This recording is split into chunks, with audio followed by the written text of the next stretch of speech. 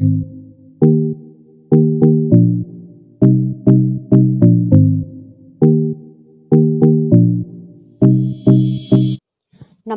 दोस्तों। आज हम लक्ष्मण परशुराम संवाद का सेकंड पार्ट पढ़ रहे हैं। देखो दोस्तों, बिहसी लखनु बोले मृदुबानी अहो मुनिसु महाभटमानी। बिहसी लखनु बोले मृदुबानी अहो मुनिसु महाभटमानी। लक्ष्मण, बिहसी का मतलब है यहाँ पर हंसना, लखनऊ मतलब लक्ष्मण, बोले मतलब बोले, मृदुवाणी मतलब मीठी वाणी में। लक्ष्मण हंस करके मीठी वाणी में कहते हैं, अहो मुनीसु महाभटमानी। मुनीसु मतलब मुनि, महाभटमानी यानी कि वीर योद्धा।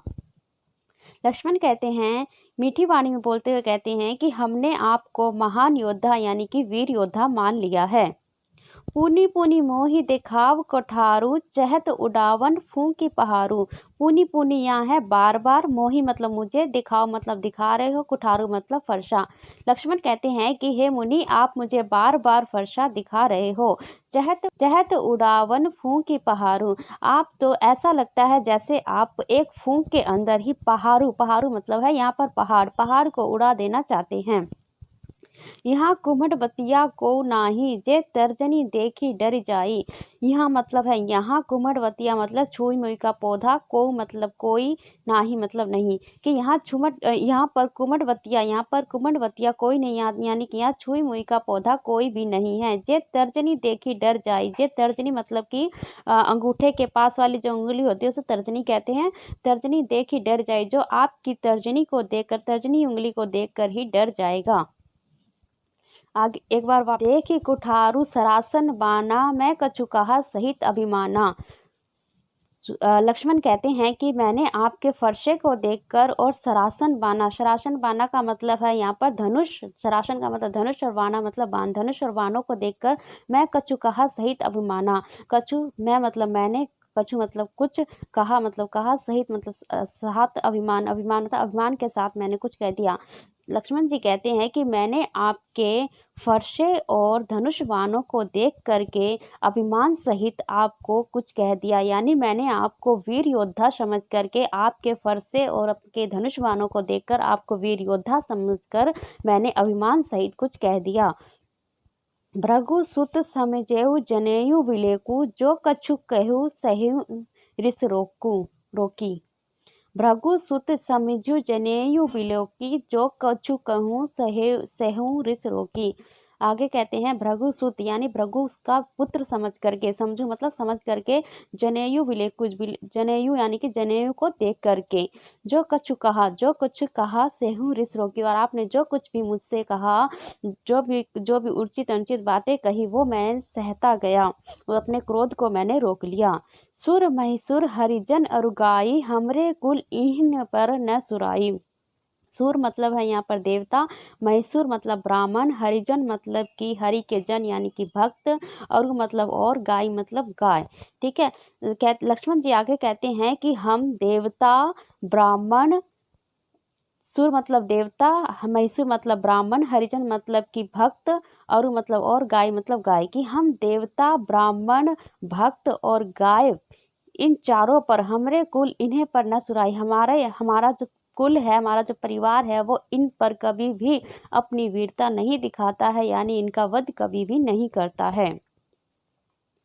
बधे पापू अपकीर्ति हारे, कहते हैं कि आगे लक्ष्मण जी कहते हैं कि यदि मैं आपका वध कर देता हूँ तो तब मुझे पाप लगेगा, और यदि मैं हार जाता हूँ तब मैं अपकीर्ति का भागी बनूंगा, यानी मेरा अपयश होगा, मेरी बदनामी होगी।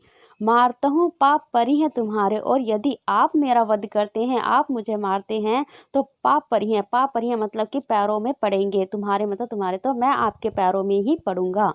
कोटि कुलिश सम वचन तुम्हारा। लक्ष्मण कहते हैं कि कोटि मतलब करोड़ों, कुलिश मतलब कि वज्र, और सम मतलब समान, वचनु मतलब वचन, तुम्हारा यानी कहते हैं कि आपका वचन तो करोड़ों वज्र के समान कठोर है। व्यर्थ धरहूं धनु बाण कुठारा, कहते हैं आपने तो ये जो धनुष और बाण और जो फरसा है, ये तो व्यर्थ में ही धारण कर रखा है, आपके तो वचन ही इतने ज्यादा कठोर हैं, वज्र के समान हैं।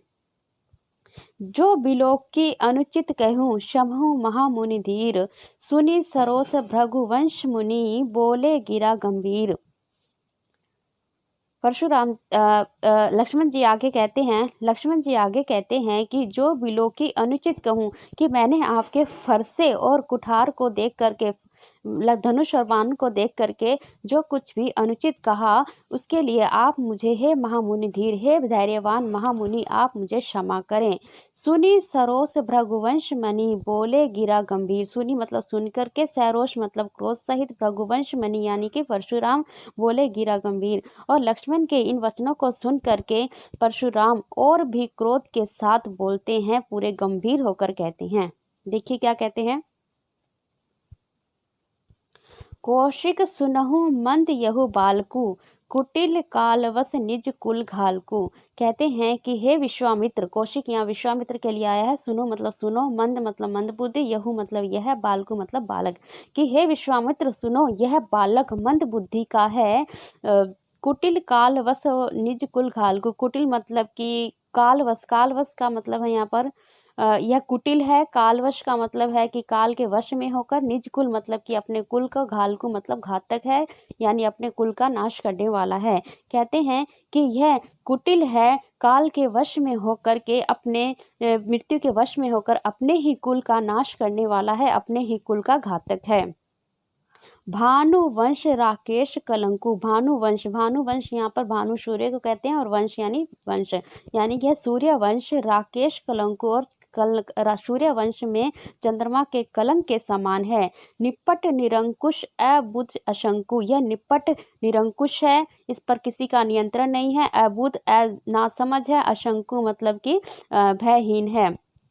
यह निपट निरंकुश और बुद्धिहीन है। कालवश काल कबलु होई छन माही। काल कबलु होई छन माही। काल कबलु यानी यह क्षण माही यानी कि क्षण भर में ही यह काल का ग्रास बन जाएगा, अर्थात मेरे हाथों से मारा जाएगा। कहूँ पुकारी घोरी मोहि नाही। आगे परशुराम जी विश्वामित्र से कहते हैं कि मैं कहूँ पुकारी मतलब पुकार करके कह रहा हूँ। खोरी मोहि नाही, खोरी मतलब दोष, यहाँ पर मोहि मतलब मुझे, नहीं मतलब आप मुझे दोष मत देना, मैं आपसे पुकार करके यह बातें कह रहा हूँ।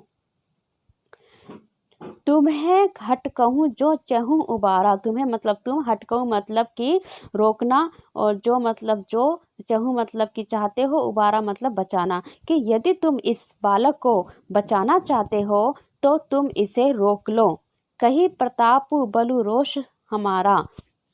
कहो मतलब कहो, प्रताप मतलब प्रतापु मतलब प्रताप, बलु मतलब बल, रोषु मतलब क्रोध, हमारा मतलब हमारा। इसे इसे इसे मेरे क्रोध और प्रताप बल के बारे में बताओ।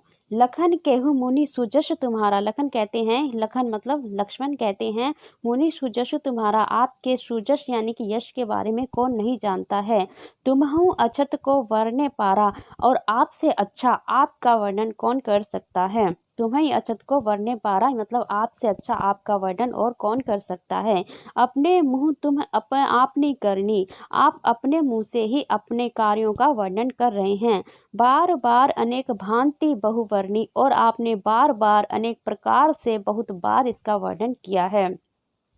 नहीं संतोषु तब पुनि कछु कहूँ। अगर आपको फिर भी कोई संतोष नहीं, अगर आपको संतोष नहीं मिला है तो आप फिर से एक बार अपने बारे में कुछ कह दीजिए। जनी रीस रोकी दुषे दुख दोषु। आप अपने अपने अपने क्रोध को, रीस मतलब क्रोध, अपने क्रोध को रोक करके अपने अपने दुख को मत सहिए। वीर व्रति तुम्हें धीर अशोभा। आप वीर व्रत को धारण करने वाले हैं, धैर्यवान और शांत स्वभाव वाले हैं। गारी देते न पावो शोभा। और गाली देते हुए आपको शोभा नहीं देता है।